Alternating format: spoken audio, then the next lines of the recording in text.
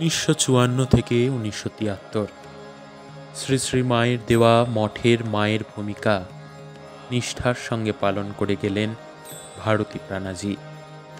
শ্রী সারদা মঠ ও রামকৃষ্ণ সারদা মিশনের মূল কেন্দ্র ও শাখা কেন্দ্রগুলোর সব কাজের প্রাণকেন্দ্র মাতাজি।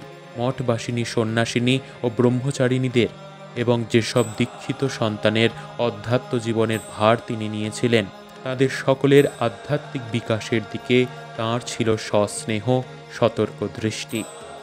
আর এ কাজও তিনি করতেন শ্রী শ্রী মায়ের আদলে, অর্থাৎ নিজের আচরণ দিয়ে।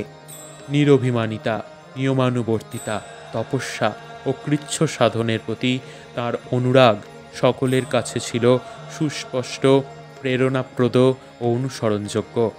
এই নিষ্ঠা ও ভগবৎ বুদ্ধি স্বভাবতই সঞ্চারিত হতো মঠবাসিনীদের জীবনে। ভারতী প্রাণাজি বলতেন, জীবন দেখাও, শুধু আলোচনা করে কি হবে। বলতেন, মন মুখ এক না থাকলে আমার ভালো লাগে না। তাঁর গুরুভাবকে আবৃত করে থাকত তার মাতৃভাব। দীক্ষিত সন্তান, ভক্ত, ব্রহ্মচারিণী, সন্ন্যাসিনী সকলেরই তিনি ছিলেন মা।